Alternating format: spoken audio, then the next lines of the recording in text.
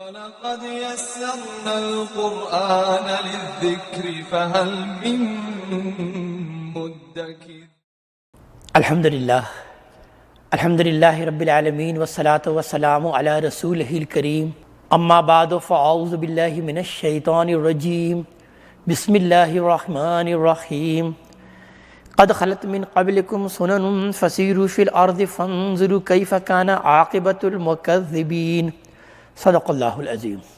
رب اشرح لی صدری ویسر لی امری واحلل عقدۃ من لسانی یفقہوا قولی۔ ربنا لا تؤاخذنا ان نسینا او اخطانا۔ یہ سورہ آل عمران کی آیت نمبر 137 ہے، جس سے ہم آج کی اپنی گفتگو کا آغاز کر رہے ہیں۔ سورہ آل عمران کی آیت نمبر 121 سے غزوہ احد پر اللہ تبارک تعالیٰ کا ایک تفصیلی تبصرہ ہے۔ غزوہ احد جو کہ شوال سن 3 ہجری میں وقوع پذیر ہوئی تھی، اس میں مسلمانوں کو ایک عارضی شکست سے دوچار ہونا پڑا۔ اللہ تبارک تعالیٰ نے اس پر ایک بھرپور تبصرہ کیا اور مسلمانوں کو اس شکست سے دوچار کرنے کے اسباب کو بیان کیا، اور اس بات کو بیان کیا کہ یہ اللہ تبارک تعالیٰ کا قانون ہے کہ وہ جو کہ نبی کے اور رسول کے ساتھی ہوتے ہیں، اللہ تبارک تعالیٰ ان کو ہر حال میں غلبہ عطا فرماتے ہیں۔ تو لہذا تم بھی یہ جان لو اے ایمان والو کہ آخری فتح بالآخر تمہاری ہی ہوگی۔ یہ عارضی طور پر اگر تمہیں کچھ شکست سے دوچار ہونا پڑ رہا ہے، لیکن تم اگر اہل ایمان ہو اور رسول پر ایمان پختہ رکھتے ہو تو یہ تو اللہ تعالیٰ نے لکھ رکھا ہے کہ میں اور میرے رسول تو لازماً غالب آئیں گے۔ تو تم اگر واقعی رسول کے سچے ساتھی ہو تو آخری فتح اور آخری غلبہ تمہارے لیے ہی مقدر ہے۔ لہذا اس بات کا تذکرہ کیا گیا کہ قد خلت من قبلکم سنن، گزر چکے ہیں تم سے پہلے بھی واقعات، فسیروا فی الارض، تو ذرا زمین میں چلو پھرو، فانظروا کیف کان عاقبۃ المکذبین، پھر دیکھو کہ کیا انجام ہوا ہے ان لوگوں کا جو کہ جھٹلانے والے ہیں۔ یعنی وہ جو کہ رسول کو جھٹلا دیتے ہیں، اللہ تبارک تعالیٰ ان کو اسی دنیا میں مغلوب کر دیتے ہیں اور اسی دنیا میں انہیں شکست سے دوچار کرتے ہیں۔ ذرا تم دیکھو پچھلے رسولوں کے واقعات کو، حضرت نوح علیہ السلام کے ساتھ بھی یہی معاملہ ہوا کہ جو ان کے ماننے والے تھے، اللہ تعالیٰ نے ان کو اس طوفان نوح سے بچا لیا، گویا کہ ان کو غلبہ عطا کیا، وہ اس سرزمین کا اقتدار ان کو سونپ دیا، اور وہ لوگ کہ جو کہ ان کا انکار کرنے والے تھے، جنہوں نے جان بوجھ کر ان کا انکار کیا، ان پر اللہ تبارک تعالیٰ کا عذاب آیا، گویا کہ وہ مغلوب ہو گئے۔ ایسے ہی حضرت صالح علیہ السلام کے ساتھ اور ان کی قوم کے ساتھ معاملہ ہوا، ایسے ہی حضرت لوط علیہ السلام کے قوم کے ساتھ معاملہ ہوا۔ تمام رسول جو گزرے ہیں ان کے لیے اللہ تبارک تعالیٰ کا یہی قانون ہے۔ تو بیان کیا جا رہا ہے کہ ذرا زمین میں چلو پھرو، دیکھو کہ وہ جو قومیں گزری ہیں جن پر اللہ کے رسول آئے ہیں، وہ اسی طریقے سے مغلوب ہوئے ہیں۔ تو یہ در حقیقت یہ جو جنگ ہے، یہ اصل میں ان کفار کو مغلوب کرنے کے لیے ہے، تو لہذا بالآخر غلبہ تمہارا ہی ہوگا۔ ھذا بیان للناس وہدی وموعظۃ للمتقین، یہ لوگوں کے لیے بیان ہے، یعنی لوگوں کے لیے یہ در حقیقت تنبیہ ہے اس میں، اس گفتگو میں، وہدی، اور یہ ہدایت ہے، اور وموعظۃ للمتقین، اور اہل تقوی کے لیے، وہ جو کہ پرہیزگاری کی روش اختیار کرتے ہیں، ان کے لیے یہ ایک نصیحت ہے، ان کے لیے یہ ایک ہدایت ہے۔ لہذا مسلمانوں کو مخاطب کر کے کہا جا رہا ہے کہ وَلَا تَهِنُوا وَلَا تَحْزَنُوا، دیکھو تم سست نہ پڑو اور تم غم مت کھاؤ، وَأَنْتُمُ الْأَعْلَوْنَ إِن كُنتُم مُؤْمِنِينَ، تم ہی غالب رہو گے اگر تم واقعی اہل ایمان ہو، تم اگر واقعی مومن ہو، تم نے ایمان کا حق ادا کیا ہے، تم ایمان کے تقاضوں کو پورا کرنے والے ہو، اور واقعی تم رسول کے ساتھی ہو، تو بالآخر غلبہ تمہارا ہی ہے، تم ہی غالب ہو کے رہو گے۔ إِن يَمْسَسْكُمْ قَرْحٌ فَقَدْ مَسَّ الْقَوْمَ قَرْحٌ مِثْلُهُ، اس وقت اگر تم کو چوٹ لگی ہے تو ایسے ہی چوٹ دشمن کو بھی لگ چکی ہے، یعنی ان کو بھی تکلیفیں پہنچی ہیں، ان کو بھی ایذا پہنچی ہے۔ اور اس سے پہلے جو غزوہ بدر کی طرف اشارہ ہے کہ اس میں ان کو تم نے غزن پہنچایا، وہ زبردست طریقے سے شکست سے دوچار ہوئے۔ تو وَتِلْكَ الْأَيَّامُ نُدَاوِلُهَا بَيْنَ النَّاسِ، یہ تو دن ہے جو ہم لوگوں کے درمیان باری باری پلٹتے رہتے ہیں، پھیرتے رہتے ہیں، یعنی کبھی ان کی شکست تو کبھی تمہاری شکست، ان کو فتح اور تو کبھی تمہاری فتح، یعنی یہ ہم یہ جو پلٹتے رہتے ہیں، بدلتے رہتے ہیں، یہ امتحان کی غرض سے، تاکہ ہم تمہیں آزمائیں۔ اور وَلِيَعْلَمَ اللَّهُ الَّذِينَ آمَنُوا، اور تاکہ اللہ تبارک تعالیٰ معلوم کر لے ان لوگوں کو جو کہ اہل ایمان ہیں، وَيَتَّخِذَ مِنكُمْ شُهَدَاءَ، اور تم میں سے ان لوگوں کو چھانٹ لے جو حق کی گواہی دینے والے ہیں، یعنی اپنی جان دے کر شہادت کے مرتبے کو پہنچ کر جو حق کی گواہی دینے والے ہیں، اللہ تبارک تعالیٰ ان کو الگ کر لے۔ واللہ لا یحب الظالمین، اور اللہ تبارک تعالیٰ ظالموں کو سے تو ہرگز محبت نہیں رکھتا، اللہ تعالیٰ ظالموں کو پسند نہیں کرتا۔ یعنی اگر ان کو کسی قدر یہ فتح نصیب ہوئی ہے تو یہ نہ سمجھ لو کہ اللہ تعالیٰ اب ظالموں کا دوست بن گیا ہے، ظالموں سے تو اللہ تبارک تعالیٰ ہرگز دوست نہیں رکھتا ان کو۔ اور وَلِيَمَحَصَ اللَّهُ الَّذِينَ آمَنُوا، اور تاکہ اللہ الگ کر دے ان لوگوں کو جو کہ ایمان لانے والے ہیں، ایمان والوں کو منافقین سے بالکل الگ کر دے، وَيَمْحَقَ الْكَافِرِينَ، اور اللہ تعالیٰ کافروں کو نابود کر دے، مٹا دے۔ مزید بیان کیا گیا ہے کہ ام حسبتم ان تدخلوا الجنہ، کیا تم نے یہ سمجھ رکھا ہے کہ تم جنت میں یوں ہی داخل ہو جاؤ گے، جنت میں تم ایسے ہی داخل ہو جاؤ گے، تمہیں داخلہ مل جائے گا۔ وَلَيَعْلَمِ اللَّهُ الَّذِينَ جَاهَدُوا مِنْكُمْ، ابھی تو اللہ تبارک تعالیٰ نے یہ جانا ہی نہیں کہ تم میں سے جہاد کرنے والے کون ہیں، کون ہے کہ جو کہ اس کے لیے جدوجہد کرنے والے۔ تم نے جنت کو اتنی ارزاں شے سمجھ رکھا ہے کہ تم جنت میں تم کو داخلہ مل جائے گا، جبکہ اللہ تعالیٰ نے ابھی تو تم کو آزمایا ہی نہیں، امتحان ہی نہیں لیا کہ تم میں واقعی جہاد کرنے والے کون ہیں۔ وَيَعْلَمُ الصَّابِرِينَ، اور کون ہے جو کہ تم میں صبر کی روش اختیار کرنے والے ہیں، جن پر کوئی تکلیف اور مصیبتیں آئیں تو اس پر وہ صبر کرنے والے ہیں۔ وَلَقَدْ كُنْتُمْ تَمَنَّوْنَ الْمَوْتَ مِنْ قَبْلِ أَنْ تَلْقَوْهُ، اور تم اس سے پہلے تو اس سے ملنے سے قبل موت کی تمنا کرتے تھے، یعنی موت کی سے ملنے سے قبل کو تم تو بڑی آرزو رکھتے تھے، تمنا رکھتے تھے کہ ہم اللہ تعالیٰ کی راہ میں شہادت کے رتبے کو پہنچیں گے، ہم شہادت کے جذبے سے تم بڑے سرشار تھے، لیکن اب تم نے اپنی موت کو اپنی آنکھوں سے دیکھ لیا۔ آگے بیان ہو رہا ہے کہ فقد رأیتموہ، تو اب تو تم نے اس کو دیکھ لیا ہے، وَأَنْتُمْ تَنْظُرُونَ، گویا کہ وہ تمہارے آنکھوں کے سامنے، تو اب تم موت کو اپنی آنکھوں کے سامنے دیکھ رہے ہو، یعنی اب تم نے موت کو آنکھیں چار کر کے دیکھ لیا ہے۔ یعنی پہلے تو تمہاری زبانی کلامی یہ جذبہ تھا، اور اب اللہ تبارک تعالیٰ نے عملی طور پر تمہارے سامنے موت کو لا کھڑا کیا ہے، تاکہ جان لے اللہ تبارک تعالیٰ کہ کون ہے کہ جو کہ اللہ کی راہ میں شہادت پانا چاہتے ہیں، جہاد کے جذبے سے سرشار ہیں، کون ہے جو کہ واقعی حقیقی ایمان والے ہیں۔ وما محمد الا رسول، اور محمد صلی اللہ علیہ وسلم نہیں ہے مگر ایک رسول۔ ابھی اس واقعے کی طرف اشارہ ہے جو کہ تاریخ کی کتابوں میں بیان کیا جاتا ہے کہ اس موقع پر ایک وقت ایسا بھی آیا کہ مسلمانوں کے درمیان یہ افواہ پھیل گئی کہ محمد صلی اللہ علیہ وآلہ وسلم وہ بھی شہید ہو گئے، شہادت کے رتبے کو پا گئے۔ تو اللہ تبارک تعالیٰ اس بات کو یہاں پر بیان کر رہے ہیں، اسی پر تبصرہ کر رہے ہیں کہ محمد نہیں ہے مگر ایک رسول ہے، جیسے کہ اور رسول ہوتے ہیں، قد خلت من قبلہ الرسل، ان سے پہلے بھی اور بہت سے رسول گزر چکے ہیں۔ افإن مات او قتل، تو کیا وہ وفات پا جائیں اور یا وہ شہادت کے رتبے کو پا جائیں، قتل ہو جائیں، انقلبتم علی اعقابکم، کیا تم اپنے ایڑیوں کے بل پھر جاؤ گے؟ یعنی محمد صلی اللہ علیہ وسلم بھی ویسے ہی رسول ہے جیسے پہلے بھی رسول گزرے ہیں، جیسے پہلے رسولوں کو موت سے دوچار ہونا پڑا تو ان پر بھی موت آ سکتی ہے، تو لہٰذا ان کی موت کی خبر سن کر تمہارا یہ رویہ کیوں ہو گیا کہ تم اب اپنے ایڑیوں کے بل پھر جانے والے ہو گئے؟ وَمَن يَنْقَلِبْ عَلَىٰ عَقِبَيْهِ، تو جو اپنے ایڑیوں کے بل پھر جائے گا، الٹے پاؤں پھر جائے گا، فَلَن يَضُرَّ اللَّهَ شَيْئًا، تو وہ اللہ تعالیٰ کا ہرگز کچھ بگاڑ نہیں سکے گا۔ وَسَيَجْزِي اللَّهُ الشَّاكِرِينَ، اور اللہ تعالیٰ تو شکر کرنے والوں کو بھرپور بدلہ دینے والا ہے، اللہ تعالیٰ ان کو بھرپور بدلہ دے گا جو کہ شکر کی روش اختیار کرتے ہیں۔ وَمَا كَانَ لِنَفْسٍ أَن تَمُوتَ إِلَّا بِإِذْنِ اللَّهِ، اور کسی شخص کے لیے یہ ممکن نہیں ہے کہ وہ اللہ کے حکم کے بغیر مر جائے، یعنی موت تو سب کو آنی ہے اور اللہ کے حکم میں، اللہ کے اذن میں موت لکھی ہوئی ہے، تو جس کی بھی موت آنی ہے اس کی موت آ جائے گی، کوئی اللہ تعالیٰ کے حکم کے بغیر مر نہیں سکتا۔ کتاب معجلہ، اور یہ موت کا وقت جو ہے یہ تو لکھا ہوا ہے، ایک مقررہ وقت ہے اس کا۔ وَمَن يُرِدْ ثَوَابَ الدُّنْيَا نُؤْتِهِ مِنْهَا، اصل معاملہ تو یہ ہے کہ کیا تم دنیا کی زندگی کے طلبگار ہو؟ کیا تم کو دنیا کی زندگی سب کچھ نظر آتی ہے؟ تو جان لو کہ جو کوئی بھی دنیا چاہے گا، دنیا کا بدلہ چاہے گا، نُؤْتِهِ مِنْهَا، تو ہم اس کو اس میں سے دے دیں گے۔ اور وَمَن يُرِدْ ثَوَابَ الْآخِرَةِ نُؤْتِهِ مِنْهَا، اور جو آخرت کا بدلہ چاہے گا ہم اس کو آخرت میں پھر اس میں سے دیں گے۔ یعنی تمہارا مطلوب مقصود و در حقیقت آخرت ہونا چاہیے، تمہیں تو موت کی تمنا کرنی چاہیے کہ موت کے بعد وہ زندگی شروع ہونے والی ہے جو ہمیشہ ہمیش کی زندگی ہے، جس میں تمہارے اعمال کا بھرپور بدلہ ملے گا۔ تو یہاں پر اس بات کو بیان کیا گیا کہ تم اگر دنیا کی زندگی کے طالب ہو، دنیا ہی چاہتے ہو تو ٹھیک ہے، پھر تم کو دنیا میں مل جائے گا، اور سورہ بقرہ میں اس بات کو ہم اس مضمون کو پڑھ چکے ہیں، اور یہ مضمون پھر اپنے ضرب سنام کی حیثیت سے آئے گا سورہ بنی اسرائیل میں، تو وہاں اس بات کو بیان کیا جا چکا ہے کہ تم تعین کرو کہ تمہیں چاہیے کیا، دنیا چاہیے یا آخرت چاہیے۔ اگر دنیا چاہیے تو ٹھیک ہے، لو ہم تمہیں دنیا دے دیں گے، جان لو کہ پھر آخرت میں پھر اس کا کوئی حصہ نہیں ہے، وَمَا لَهُ فِي الْآخِرَةِ مِنْ خَلَاقٍ۔ لیکن اگر تم آخرت چاہتے ہو تو ہم اس میں سے تم کو اس کا بدلہ دیں گے، وَسَنَجْزِي الشَّاكِرِينَ،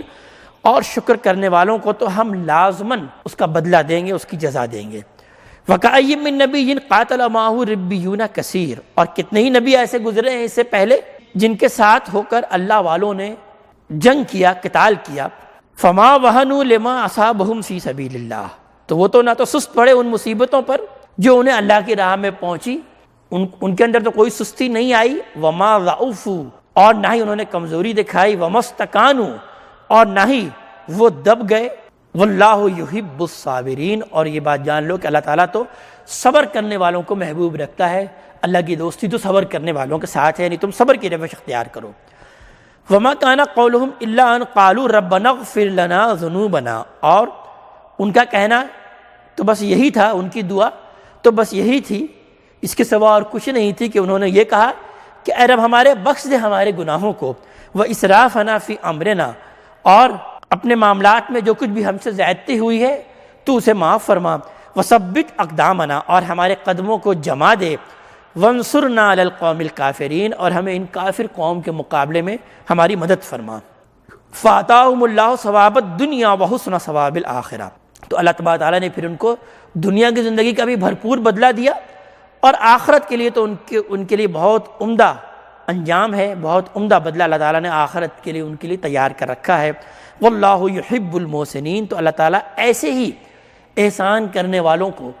پسند فرماتا ہے، دوست رکھتا ہے. یا ایھا الذین آمنوا ان تطیعوا الذین کفروا، اے وہ لوگ جو ایمان لائے ہو، اگر تم کہنا مانو گے ان لوگوں کا جنہوں نے کفر کی روش اختیار کر لی ہے، یعنی وہ جو کہ در حقیقت منافق بھی ہیں، جو دل سے ایمان لے کر نہیں آئے، اور وہ جو کہ یہود کی طرف بھی اشارہ ہے کہ جنہوں نے کفر کی روش اختیار کی، جان بوجھ کر انکار پر اڑ گئے. یردوکم علی اعقابکم، وہ تو تمہیں پلٹا دیں گے، وہ تو چاہتے ہیں کہ تمہیں پھیر دیں تمہاری ایڑیوں کے بل، تمہیں الٹے پاؤں پھیر دیں. فتنقلبوا خاسرین، اور تم نامراد ہو کر لوٹو، تم خسارہ پانے والوں میں سے ہو جاؤ، نامراد ہو کر لوٹو. ان کی تو یہی خواہش ہے. بل اللہ مولاکم، بلکہ جان لو کہ اللہ تعالیٰ ہی تمہارا مولا ہے. وَهُوَ خَيْرُ النَّاصِرِينَ، اور وہ سب سے بہتر ہے مدد کرنے والا. سَنُلْقِي فِي قُلُوبِ الَّذِينَ كَفَرُوا الرُّعْبَ، ہم عنقریب کافروں کے دلوں میں رعب ڈال دیں گے، ہیبت ڈال دیں گے. بِمَا أَشْرَكُوا بِاللَّهِ مَا لَمْ يُنَزِّلْ بِهِ سُلْطَانًا، بسبب اس شرک جو انہوں نے اللہ تعالیٰ کے ساتھ کیا. مَا لَمْ يُنَزِّلْ بِهِ سُلْطَانًا، جس کے لیے ہم نے کوئی سند نہیں اتاری، یعنی اللہ تعالیٰ کے ساتھ وہ جو شرک کرتے ہیں بے دلیل کرتے ہیں، اس کی کوئی سند ان کے پاس نہیں ہے. اس کے بسبب اللہ تعالیٰ یہ کہہ رہے ہیں کہ وہ تو ہر حال میں مغلوب ہوں گے، اور اس کے بسبب ان کے دلوں میں تمہارا رعب اللہ تعالیٰ ڈال دیں گے. وَمَأْوَاهُمُ النَّارُ، اور ان کا ٹھکانہ تو بالآخر جہنم ہے. وَبِئْسَ مَثْوَى الظَّالِمِينَ، اور بہت برا ٹھکانہ ہے ظالموں کا. وَلَقَدْ صَدَقَكُمُ اللَّهُ وَعْدَهُ إِذْ تَحُسُّونَهُم بِإِذْنِهِ، اور اللہ تعالیٰ نے تو اپنا وعدہ سچ کر دکھایا تھا، یعنی تم کو فتح ابتداءً تم کو فتح نصیب ہو چکی تھی. اس وقت اللہ تعالیٰ نے ان پر اپنا وعدہ سچ کر دکھایا. اِذْ تَحُسُّونَهُم بِإِذْنِهِ، جب تم انہیں تہ تیغ کر رہے تھے اللہ تعالیٰ کے حکم سے، گویا کہ گاجر مولی کی طرح تم انہیں کاٹ رہے تھے اللہ تعالیٰ کے حکم سے. حَتَّى إِذَا فَشِلْتُمْ، یہاں تک کہ تم نے بزدلی دکھائی. وَتَنَازَعْتُمْ فِي الْأَمْرِ، اور حکم کے معاملے میں تم نے ایک دوسرے سے اختلاف کیا. وَعَصَيْتُم مِّن بَعْدِ مَا أَرَاكُم مَّا تُحِبُّونَ، اور پھر تم نے نافرمانی کی اس کے بعد کہ جب کہ تم نے وہ چیز دیکھ لی جو تمہیں محبوب ہے، یعنی جب تم نے فتح کو دیکھ لی. یعنی یہ اس واقعے کی طرف اشارہ ہے کہ نبی کریم صلی اللہ علیہ وسلم نے جب غزوہ احد کے موقع پر اس احد کے میدان کا جائزہ لیا تو آپ نے محسوس کیا کہ ایک درہ ایسا ہے جو کہ بڑا ویک پوائنٹ ہے، وہاں سے دشمن حملہ آور ہو سکتے ہیں. تو آپ نے 50 تیر اندازوں کو وہاں پر معمور کر دیا اور یہ کہا کہ تم یہاں سے ہرگز نہیں ہٹنا، خواہ کوئی بھی معاملہ ہو جائے، خواہ تم یہ دیکھو کہ پرندے ہماری بوٹیاں کھا رہے ہیں، یعنی ہم سب یہاں پر قتل ہو جائیں اور پرندے ہماری بوٹیاں کھا رہے ہیں، تو بھی جو ہے وہ تم اس درے سے نہیں نکلنا، اس درے کو مت چھوڑنا. لیکن پھر یہ ہوا کہ مسلمانوں کو فتح نصیب ہو گئی، تو انہوں نے یہ سمجھا کہ چونکہ نبی کریم صلی اللہ علیہ وسلم کا یہ حکم شکست کے موقع پر تھا اور اب چونکہ حالات بدل گئے، ہمیں فتح نصیب ہو چکی ہے، تو لہٰذا پھر اب وہ مال غنیمت لینے کے لیے اس درے کو انہوں نے چھوڑ دیا، اور جو لوکل کمانڈر نبی کریم صلی اللہ علیہ وسلم نے مقرر کیا تھا اس کی بھی حکم کی نافرمانی کی. یعنی وہ ان کو بار بار روکتے رہے کہ تم اس درے کو مت چھوڑو، نبی کریم صلی اللہ علیہ وسلم کا یہ حکم ہے. لیکن انہوں نے اس کے یہ تعویل کی کہ نبی کریم صلی اللہ علیہ وآلہ وسلم کا یہ حکم در حقیقت شکست کی صورت میں تھا، فتح کی صورت میں نہیں ہے. اب ہمیں فتح نصیب ہو گئی تو انہوں نے اس درے کو چھوڑ دیا. تو یہاں پر اس واقعے کی طرف اشارہ ہے کہ ابتداً تو ہم نے تم کو فتح دے دی تھی جبکہ تم انہیں تحقیق کر رہے تھے، لیکن پھر یہ ہوا کہ تم نے بزدلی دکھائی اور تم نے حکم کے معاملے میں ایک دوسرے سے اختلاف کیا، جبکہ تم نے وہ چیز دیکھ لی کہ جو کہ تمہیں محبوب ہے، یعنی فتح کو دیکھ لی۔ منکم من یرید الدنیا، تم میں سے کچھ ہیں جو کہ دنیا کے طالب ہیں، ومنکم من یرید الآخرہ، اور تم میں سے کچھ ہیں جو کہ آخرت کے طالب ہیں۔ ثم صرفکم عنہم، اور پھر اس نے تم کو پھر اس سے پھیر دیا، یعنی اس فتح سے تم کو پھیر دیا، شکست میں بدل گئی یہ فتح، لیبتلیکم، تاکہ تمہیں آزمائے، یعنی اب یہ جو شکست ہوئی ہے یہ اصل میں تمہاری آزمائش کے لیے ہے، اس لیے کہ جو کہ دنیا کے طالب ہے وہ تم میں سے پھر اب چھٹ کر الگ ہو جائیں، معلوم ہو جائے کہ کون ہے جو کہ دنیا کے طالب ہیں۔ وَلَقَدْ عَفَا عَنْكُمْ، اور در حقیقت اللہ تعالیٰ نے تمہاری اس غلطی میں تو تمہیں معاف کر دیا۔ وَاللَّهُ ذُو فَضْلٍ عَلَى الْمُؤْمِنِينَ، اور اللہ تعالیٰ تو اہل ایمان پر بہت فضل کرنے والا ہے۔ اِذْ تُصْعِدُونَ، اور یاد کرو اس وقت کو کہ جب کہ تم چڑھے جا رہے تھے، وَلَا تَلْوُونَ عَلَىٰ أَحَدٍ، اور تم کسی کی طرف منہ کر کے نہیں دیکھ رہے تھے، یعنی جب یہ فتح شکست میں بدل گئی تو اس وقت تم بھاگ کھڑے ہوئے اور تم گویا کہ چڑھے جا رہے تھے، بھاگ رہے تھے اور کسی کی طرف منہ کر کے نہیں دیکھ رہے تھے۔ وَالرَّسُولُ يَدْعُوكُمْ فِي أُخْرَاكُمْ، اور رسول تمہارے پیچھے سے تم کو پکار رہے تھے۔ فَأَصَابَكُمْ غَمًّا بِغَمٍّ، اور پھر تمہیں پہنچا غم پر غم، یعنی ایک تو نبی کریم صلی اللہ علیہ وسلم کی شہادت کی خبر بھی انہیں مل گئی، یہ بھی ایک غم، یہ فتح شکست میں بدل گئی، تو لہٰذا تم پر غم ملا۔ لِكَيْ لَا تَحْزَنُوا عَلَىٰ مَا فَاتَكُمْ، تاکہ تم اب غم نہ کیا کرو جو بھی تمہارے ہاتھ سے نکل جائے، وَلَا مَا أَصَابَكُمْ، اور وہ جو کہ تم پر پہنچے، یعنی یہ اللہ تعالیٰ نے امتحان کے لیے غم پر مبتلا کیا تاکہ تم ایک سیسا پلائی ہوئی دیوار بن جاؤ، یعنی وہ جو شعر ہے کہ رنج سے خوگر ہوا انسان تو مٹ جاتا ہے غم، مشکلیں اتنی پڑی کہ آسان ہو گئیں، اس لیے تم پر اللہ تبارک تعالیٰ نے یہ غم کے پہاڑ توڑ دیے۔ وَاللَّهُ خَبِيرٌ بِمَا تَعْمَلُونَ، اور بے شک اللہ تعالیٰ تو بہت باخبر ہے جو بھی تم عمل کرتے ہو۔ ثُمَّ أَنزَلَ عَلَيْكُم مِّن بَعْدِ الْغَمِّ أَمَانَةً نُعَاسًا، پھر اس نے تم پر نازل کیا اس غم کے بعد اونگ کی صورت میں امن کی کیفیت، یعنی تم کو ایسی امن نصیب ہوئی اس کے بعد، یعنی وہ جو کہ واقعی اہل ایمان تھے وہ سمجھتے تھے کہ سب کچھ اللہ تعالیٰ کی طرف سے ہے، اس کی طرف سے امتحان ہے، لہذا وہ صبر کی روش اختیار کر رہے تھے، لہذا ان کو کوئی فکر لاحق نہیں تھی، اور لہذا ایسی حالت میں بھی ان کو اونگ کی کیفیت آ گئی، نیند کی کیفیت آ گئی، انہوں نے نیند لے لی، اللہ تعالیٰ نے ایسا امن ان کو نصیب کیا۔ یخشا طائفۃ منکم، جو تم میں سے ایک گروہ کو یہ چھائی ہوئی تھی، یعنی اونگ کی کیفیت ان پر چھا گئی تھی، وہ آرام سے بے فکر ہو کر سو رہے تھے۔ وطائفۃ قد اہمتہم انفسہم، اور ایک جماعت ان کو اپنی ہی جانوں کی فکر پڑی ہوئی تھی، یعنی وہ جو کہ اہل ایمان نہیں تھے وہ پھر اپنی ہی جانوں کے ان کو لالے پڑے ہوئے تھے، ان کو نیند نہیں آ رہی تھی، لیکن وہ جو کہ اہل ایمان تھے وہ جانتے تھے کہ اللہ تعالیٰ کی طرف سے یہ امتحان ہے، اور زیادہ سے زیادہ کیا ہو سکتا ہے کہ ہمیں شہادت کے رتبے کو ہم پہنچ جائیں گے تو ہمارے لیے کامیابی ہے، لہذا اس اطمینان کے بسبب انہیں اونگ نصیب ہوئی۔ لیکن ایک جماعت ان کے اندر منافقین کی ایسی تھی کہ جن کو کہ اپنی جانوں کی پڑی ہوئی تھی، یظنون باللہ غیر الحق ظن الجاہلیہ، وہ اللہ تعالیٰ کے بارے میں ناحق گمان کر رہے تھے، بے حقیقت گمان کر رہے تھے، جیسے کہ جاہلیت کے دور میں گمان کیا جاتا ہے، یعنی وہ وقت کہ جب انہیں اللہ تعالیٰ پر ایمان نہیں تھا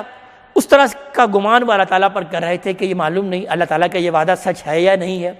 یہ نبی جو کہہ رہے ہیں کہ ہم اللہ تعالیٰ کی طرف سے آئے ہیں سچے نبی ہیں یا نہیں ہے، اس طرح کے وسوسے ان کے درمیان پیدا ہونا شروع ہو گئے۔ یقولون هل لنا من الامر من شیء، اور وہ یہ کہتے تھے کہ کیا ان معاملات میں ہمارا بھی کچھ حصہ ہے،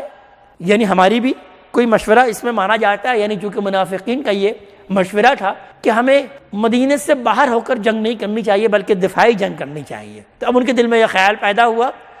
کہ اگر ہمارا مشورہ مان لیا جاتا تو پھر یہ شکست سے ہم دو چار نہ ہوتے، پھر ہمیں یہ حالات دیکھنے نہ پڑتے، تو انہوں نے کہا کیا ہمارے معاملے میں بھی کچھ ہے حصہ، کچھ اختیار ہے ہمیں؟ قل ان الامر کلہ للہ، کہہ دیجئے کہ کل کا کل اختیار تو صرف اور صرف اللہ تبارک تعالیٰ ہی کے ہاتھ میں ہے۔ یخفون فی انفسہم ما لا یبدون لک، وہ اپنے دلوں میں وہ چھپاتے تھے جو آپ پر وہ ظاہر نہیں کرتے تھے، یعنی یہ ان کی دل کی بات ہے جو اللہ تعالیٰ نے کھول کر یہاں بیان کر دی۔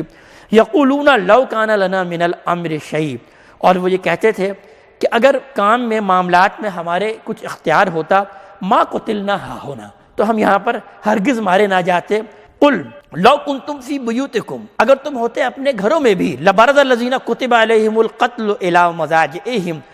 تو ضرور وہ نکل پڑتا وہ کہ جن کو کہ قتل ہونا لکھا گیا تھا، جن کا کہ مارا جانا لکھا گیا تھا، وہ اپنی قتل گاہوں تک وہ ضرور پر پہنچ جاتا. یعنی اللہ تعالیٰ نے اگر تمہاری موت یہاں پر لکھی ہوتی تو تم اپنے گھروں میں بھی ہوتے تو یہاں نکل کر آ جاتے. وَلَيَبْتَلِيَ اللَّهُ مَا فِي صُدُورِكُمْ، اور یہ اللہ تعالیٰ نے یہ معاملہ اس لیے کیا کہ تاکہ اللہ تعالیٰ آزمائے وہ جو کہ تمہارے سینوں میں ہے. وَلِيُمَحِّصَ مَا فِي قُلُوبِكُمْ، اور تاکہ دلوں کے کھوٹ کو اللہ تعالیٰ چھانٹ دے. واللہ علیم بذات الصدور، اور بے شک اللہ تبارک تعالیٰ تو تمہارے سینوں کے بھیدوں کو جاننے والا ہے، اس کا علم رکھنے والا ہے جو تمہارے سینوں میں ہے. ان الذین تولوا منکم یوم التقى الجمعان، بے شک وہ لوگ کہ جو کہ جنہوں نے پیٹھ پھیر دیا، جنہوں نے لرزش اختیار کی اس دن کے جس دن کے دو جماعتوں کی آپس میں مٹ بھیڑ ہوئی. یعنی ایک تو وہ جماعت تھی منافقین کی جو کہ عبداللہ ابن ابی کے ساتھ نکل گئی اس جنگ کے موقع پر، اور ایک وہ جماعت تھی جس کا تذکرہ شروع میں آ چکا کہ جن کے اندر وہ لرزش پیدا ہو گئی. اللہ تبارک تعالیٰ ان کا تذکرہ کر رہے ہیں کہ انما استزلهم الشیطان ببعض ما کسبوا، یہ ان کے اندر جو لرزش پیدا ہوئی وہ کس لیے پیدا ہوئی کہ در حقیقت شیطان نے انہیں پھسلا دیا تھا ان کی بعض اعمال کے بسبب. یعنی انسان اگر کچھ برائی کرتا ہے تو وہ برائی پھر اس کو عظیمت کی راہ میں آگے بڑھنے نہیں دیتی. شیطان اسی برائی کو بیس بنا کر انہیں پھسلاتا ہے اور انہیں نیکی کی راہ سے ہٹانے کی کوشش کرتا ہے. تو لہذا شیطان نے پھر انہیں بسلا دیا، انہیں بہکا دیا. وَلَقَدْ عَفَا اللَّهُ عَنْهُ، جب کہ اللہ تعالیٰ نے پھر تو انہیں معاف کر دیا. ان اللہ غفور حلیم، بے شک اللہ تعالیٰ تو بہت بخشنے والا ہے اور انتہائی بردبار ہے. اللہ تبارک تعالیٰ ہمیں اپنے کلام کا فہم عطا فرمائے اور عمل کی توفیق عطا فرمائے. اقول قولی ھذا واستغفر اللہ لی ولکم ولسائر المسلمین والمسلمات.